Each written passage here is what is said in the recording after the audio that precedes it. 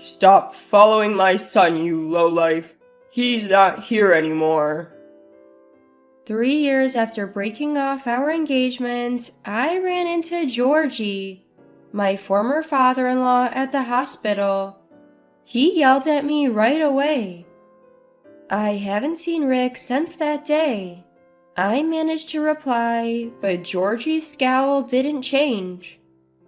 Don't lie, you stalker.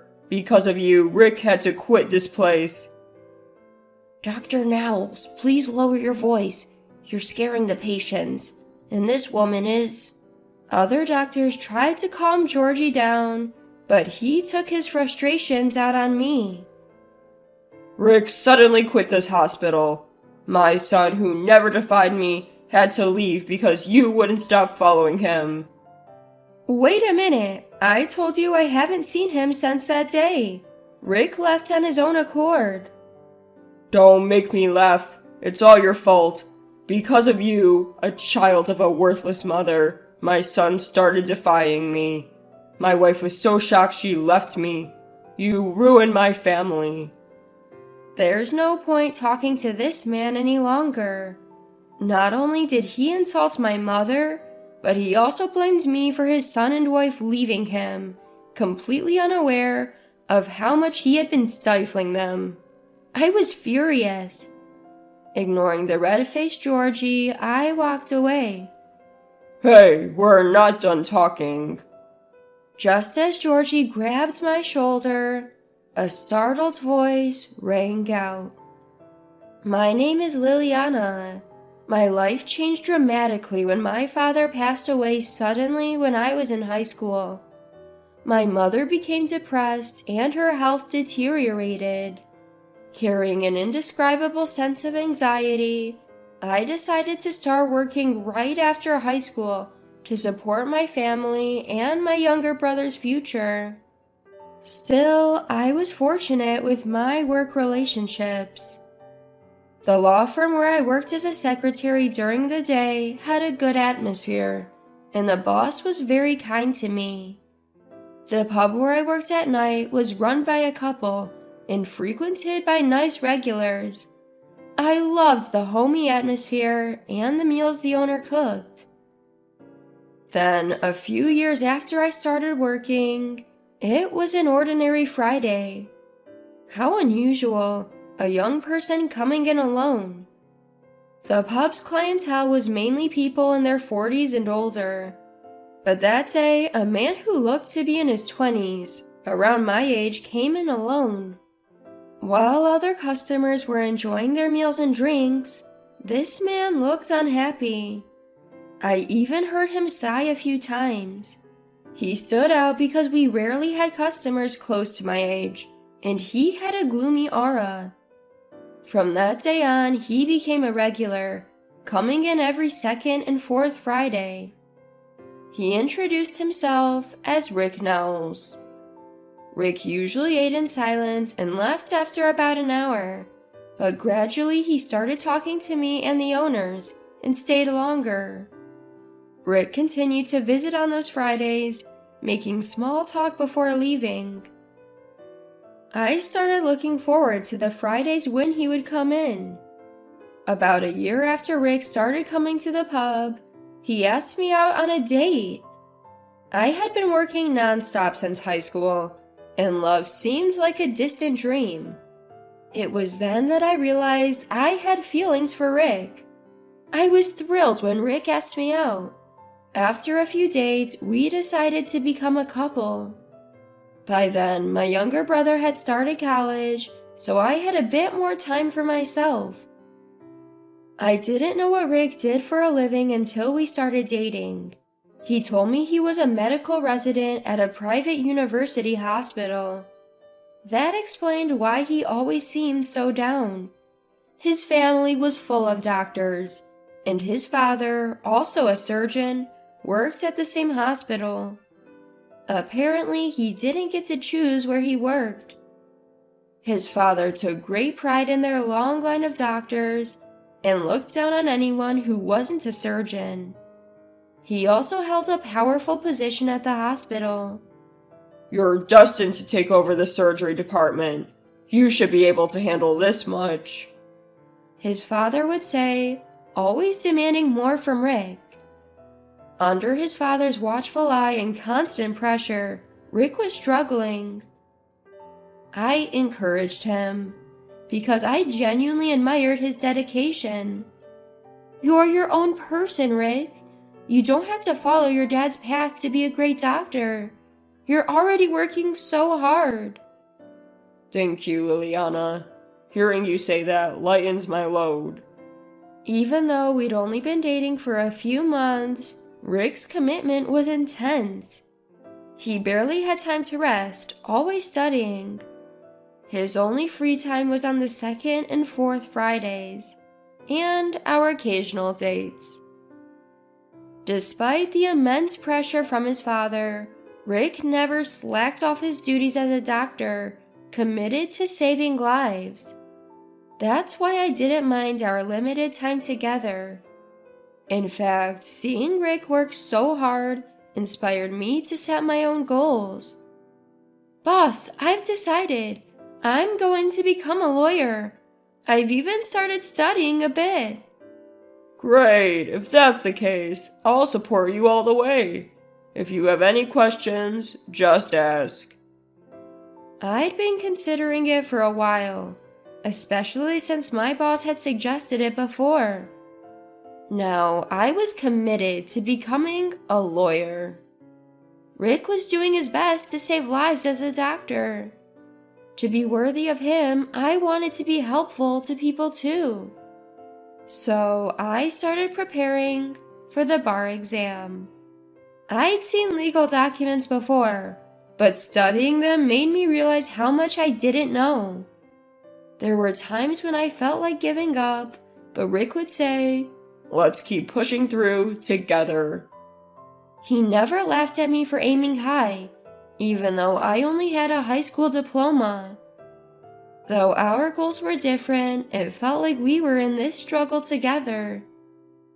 A few years after we started dating, Rick, now more confident as a doctor, proposed to me. I was so happy that tears started flowing from my eyes.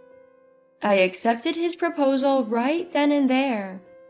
But a new challenge awaited me: meeting his parents.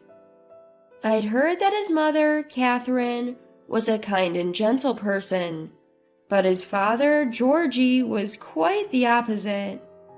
Even Rick, a surgeon, faced immense pressure from his father. So I was filled with anxiety about whether a high school graduate like me would ever be accepted. Still, I want to be accepted. Nervous but determined, I headed to Rick's family home. I had recently passed the preliminary bar exam. Passing this exam proves that you have the equivalent skills of someone who has completed law school, which is a requirement for becoming a lawyer. Knowing I had passed gave me a boost of confidence. When Rick and I arrived at his home, his parents welcomed me warmly, contrary to my fears. Both Catherine and Georgie were smiling, which eased my tension a bit, but that relief was short-lived. Georgie immediately started grilling me about my education and family background. When I answered, he became furious. "So you're saying you didn't even go to college?" Yes. My father passed away when I was in high school." "That's irrelevant. Didn't your mother make sure you went to college? Unthinkable. Marrying into our family is out of the question." "Dad, Liliana has been working multiple jobs since high school to support her family. You can't just—" "Quiet. You have no say in this. Bringing a woman like her into our home. We'd be the laughingstock of the community." "Georgie, that's too harsh." Catherine softly interjected, but Georgie was unstoppable. "Our family has a long history of producing doctors. Marrying a woman like you would tarnish our reputation." "I may be a high school graduate, but I'm working hard to become a lawyer. I've even passed the preliminary bar exam." Desperate for his approval, I mustered the courage to talk back, but Georgie's expression didn't change. So what? You're still a high school graduate. I won't accept a woman like you as my son's wife. Leave this house immediately. I don't remember how I got home. When I came to, I was sitting in my living room. Multiple missed calls and messages from Rick were on my phone. I'm really sorry about today.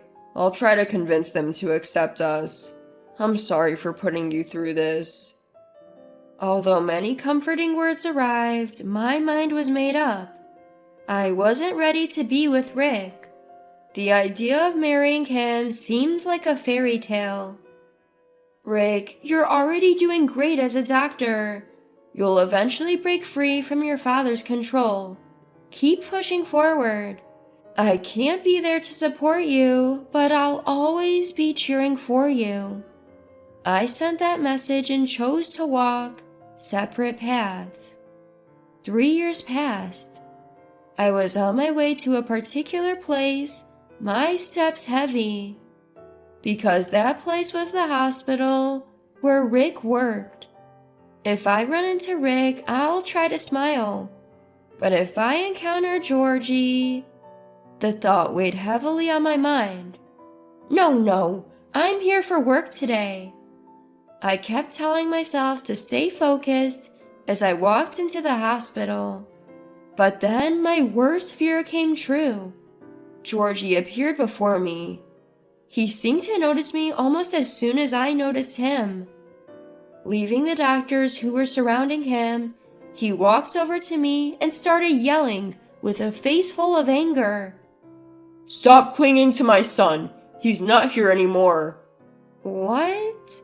Caught off guard by his sudden outburst, I was momentarily speechless. I haven't seen Rick since that day, I managed to say, but Georgie's scowl didn't change. Don't lie, you stalker. It's because of you that Rick had to leave this place. Dr. Nels, please lower your voice. You're scaring the patient. And this lady is... The surrounding doctors tried to calm Georgie down, but he continued to lash out at me. Rick suddenly said he's quitting this hospital. My son who never defied me. It's because you were clinging to him that he had no choice but to leave. Wait a minute, I told you, I haven't seen him since that day. If he left, it was his decision. That's impossible. Rick changed because of you. Even my wife started defying me because of him. Don't blame me for your wife's actions too. Don't you think you're at fault here? My frustration was mounting, and my voice grew louder. The atmosphere among the surrounding doctors was tense, but Georgie continued to look down on me. Don't make me laugh. It's all your fault. My son started defying me because of you, a child of a worthless mother. My wife was so shocked she left me. You destroyed my family. There's no point in talking to this man any longer. Not only did he insult my mother, but he also blamed me for his son and wife leaving him, completely oblivious to how much he had been oppressing them. My anger reached its peak. Ignoring Georgie, who was red in the face, I walked on. Hey, we're not done talking. Just as Georgie grabbed my shoulder, a flustered voice rang out. Stop this at once. I turned toward the voice and saw a middle-aged man standing there. Georgie immediately straightened his lab coat upon noticing the man. Director, thank you for taking the time to come here. I'll make sure today's lecture goes well.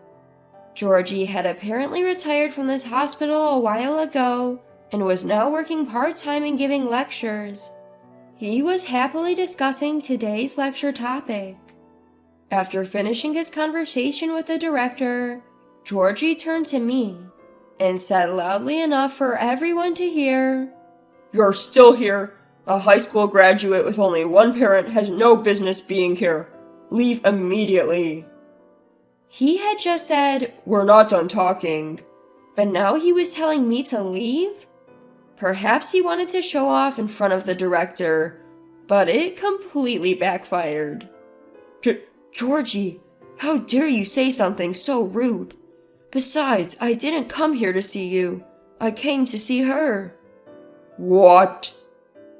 Caught off guard by the unexpected words, Georgie looked stunned. The director shot him a glare filled with anger. She's the attorney handling the lawsuit this hospital is currently facing. How dare you treat her so rudely? A lawyer? Her? Enough! If you continue to be disrespectful, there will be consequences. Wait, director, there must be some mistake. She's just a high school graduate and from a single-parent home. How could she possibly become a lawyer and ruin my family?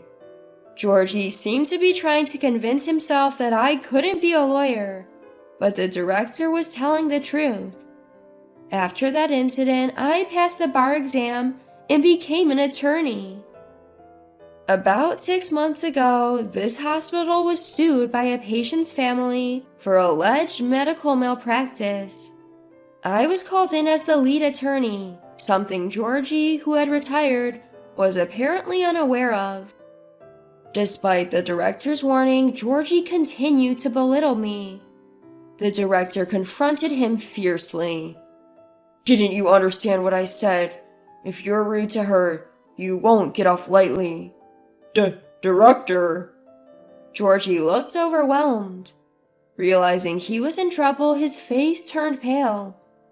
The director continued with undeniable authority. Today's lecture is canceled. You will never be invited back as a speaker. Furthermore, you are banned from any further involvement with this hospital. What? Wait, what do you mean, banned? Don't you understand? You're fired. Fired. At the word fired, Georgie collapsed to his knees. Director, this is the only place I have left. My son and wife are gone, and this is the only place where I feel I have a purpose. Please, anything but firing me. That's not my concern. I'm not foolish enough to employ an unreasonable doctor for such reasons.